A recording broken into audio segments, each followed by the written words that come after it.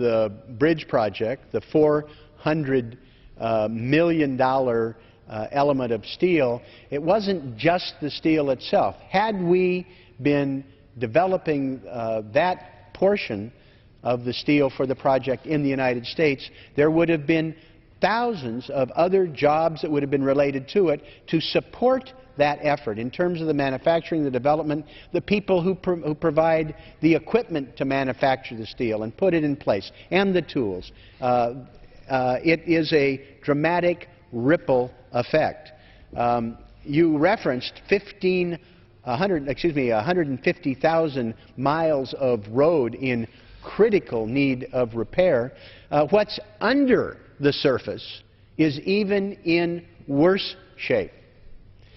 We have in the United States every day 6 billion gallons of water that leaks from water mains that are old, in some cases unsafe and unhealthy.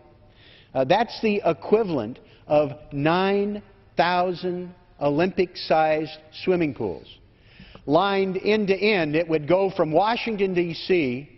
to Pittsburgh, Pennsylvania. That's a lot of swimming.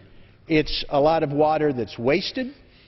It is a problem in terms of undermining roads. We've all seen these terrible pictures of sinkholes that developed. I used to keep them and use them for presentations. I stopped when one of the sinkholes was actually in my old neighborhood of Portland, Oregon, that opened up in the middle of the street, swallowed a maintenance truck. This is serious business. The American Society of Civil Engineers, every 5 years, does a report card on the state of American infrastructure. And their most recent report card showed that we have $2.3 trillion, $2.3 trillion unmet need, and the grades ranged from C- to an F in terms of water, the electrical grid, transit, roads, bridges. This is serious business in terms of American quality of life. And think about the hundreds of thousands of family wage jobs if we were investing in rebuilding and renewing America. And I know you appear to have a little statistic here. I would like to have handed this to you as you were talking about the expansion that occurs when you invest in infrastructure. And so I ran over to get this, but I didn't want to interrupt your discussion. For every dollar invested in infrastructure investments, $1.57 is pumped into the American economy. That's the multiplier effect that occurs when you invest in this. And these are investments that pay dividends year after year. This is the immediate turnaround, and you described it so very well. It's the small business that's fabricating, it's the steel mill, and on and on. $1.50. So we invest $1 today, we get $1.50 back in economic activity, people paying taxes. So we recoup much of this dollar investment. So this is just the immediate multiplier effect. But an investment, let's say, a water system in Portland, Oregon that is old and needs to be replaced, that's now in the ground, and it's going to serve year 1, 2, 3, and probably for the next century. So it's not something that is used up. I suppose if we were to invest in an artillery shell and we shoot it off in Afghanistan, well, okay, that's a one-off, one time, and it's gone. That perhaps to good purpose, but gone. You invest in infrastructure in America, you get an immediate return, and it's there for the next generation and the generation beyond. It's a very important point. The same said Society of American Civil Engineers has produced another fascinating report about what the cost will be if we don't invest in the water infrastructure. And they have documented tens of billions of dollars of extra cost if we do not take care of these problems. It is not a problem that is unknown to American homeowners who quickly find out that if you don't fix the hole in the roof, you end up with massive structural damage. Excuse me, you're getting too close to my roof.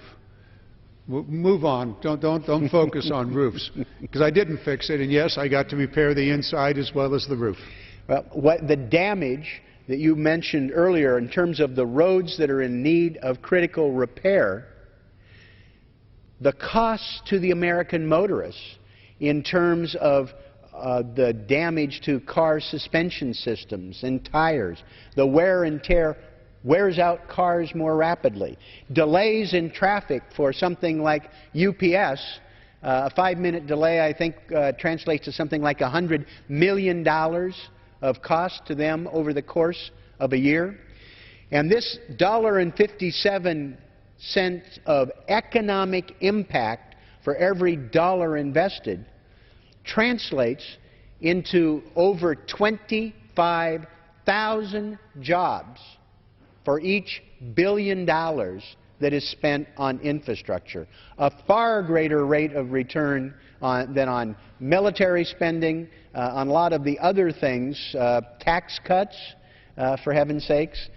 This is real economic benefit, and particularly when we've got a building trades sector where unions are looking at 20, 30, 40% or more unemployment. These are opportunities to put people to work tomorrow on things that people in America need today. We ought not dance around one of the issues involved in this infrastructure. That's where's the money coming from? How are you going to pay for this stuff? The Democrats, our colleague Rosa DeLauro, for more than 15 years has made a proposal here in this House that we create what Europe has had for the last almost 30 years now, an infrastructure bank, a way to finance those projects that have a cash flow, the specific ones that you're talking about. The bridge has a toll, has the ability to pay off a loan. The water system has a fee associated with the delivery of water, the sanitation system. All of those are what I call cash flow projects. Ms. DeLauro from Connecticut has proposed an infrastructure bank in which the federal government provides the initial capital, say a 10-year note. We could borrow at the federal level for less than 2% now on a 10-year note, put that in the bank, go to the pension funds around the nation, and they all invest in the bank. And now we may have $25, $30, $50 billion, and in some cases, depending on how robust you want to go, you could have $100 billion of capital available in the infrastructure bank to finance the kinds of projects that have a cash flow associated with toll roads, water systems, sanitation systems, airports, bridges that have a toll associated with it. All of those things are possible, and in doing that, you not only create the opportunity to finance those projects and obtain this kind of economic stimulation, but you also have taken off of the general fund of the federal government and some state and local governments, taken off of their general fund the burden of financing those, freeing up money for those infrastructure projects that do not have a cash flow associated with them. For example, many of the highways and byways and county roads throughout America where there's no fee associated with it. So we have the opportunity to finance these things. If we could just get off the dime, please, the leadership in this House, move us forward. Give us a project that we can actually put in place, an infrastructure bank, and other kinds of projects would actually create jobs. The gentleman is absolutely correct. Now, there are lots of ways of going about this. You know, Ronald Reagan